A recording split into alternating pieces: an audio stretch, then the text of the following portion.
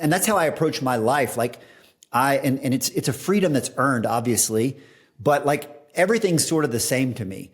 I work when I feel inspired. I climb, when the weather's nice, but it all sort of works together. You've talked about the ideal end state of your life or your work or different components of where you want to go. Could you kind of expand on this whole process of the ideal end state, how you think about it and how you use kind of practices to be able to create, let's say, the future that's in your mind and bring it into the present? Yeah. So, and by the way, my disclaimer for everything is that I learned everything the hard way. I mean, I'm 54. You guys look much younger than me. The whole purpose of my X account is to try to help people learn some of these hard lessons 2 decades before I did, right? Because I learned by doing it all wrong and then correcting.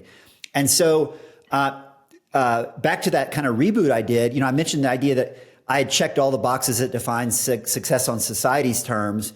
But the epiphany that I had, and some of this was inspired by rock climbing, was that wasn't my definition of success, right? And so as part of that really, frankly, painful reboot process, call it a midlife crisis if you want, I had to really search my soul about like, what is success to me? Because I've been told all this stuff my whole life and I just accepted it.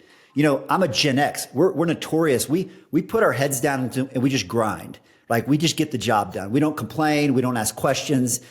But at some point you do have to ask that fundamental question about what am I working toward? Because I had made it all the way to the top. And there's a great quote from the founder of Patagonia. His name's Yvon Chouinard, where he says, when you reach the summit, you realize nothing's there, quite literally. And that applies metaphorically as well. It's like this, I have all the things that everybody says they want, but I'm not feeling very fulfilled. And so along the way, I developed this exercise that you referred to. I call it the ideal end state exercise. And it's a terrible name. I need a sexy name if you guys have any ideas, but it's a really powerful exercise. And what you do is you get out your notes app on your iPhone, or you get out just a pad of paper if you want, and literally just bullet out what your ideal life would look like if there were no constraints. And to be clear, this isn't a bucket list. It's not like a list of achievements you want to check off. It's more of like a state of being.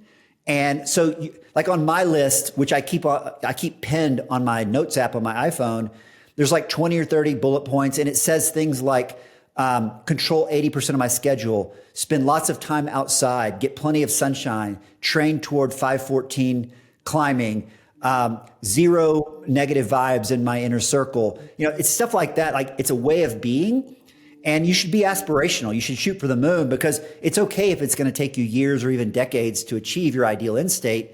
But what it provides is a filter to look at your life and say, are there gaps between what I say I want and what I'm actually doing? And in my life, there were massive gaps. What was kind of like the biggest ones? If you think back to that time in 2018, what were some of the bullets that you looked at in your life?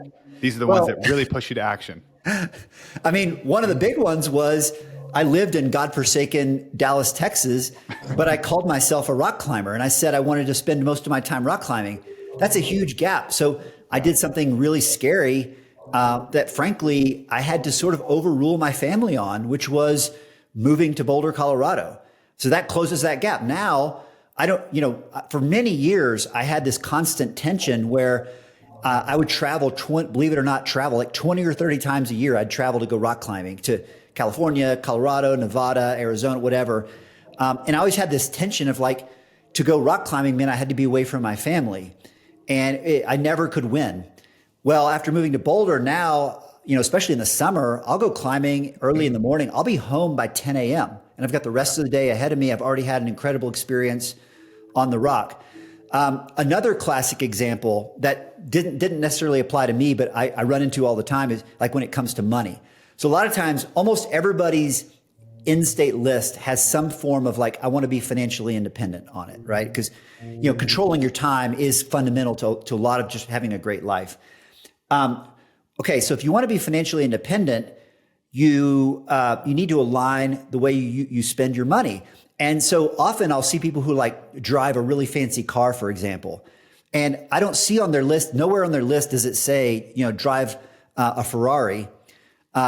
Yet they're spending a ton of money on a Ferrari, which is keeping them from achieving the goal that is on their list, which is financial independence. Now, I'm not railing against owning an exotic sports car. Like my friend Pete owns multiple Porsches and loves them. He collects them. That's what brings him joy. But if owning a Ferrari doesn't bring you joy, and it's not on your list, then you shouldn't own one because it's going to make it easier to achieve financial independence.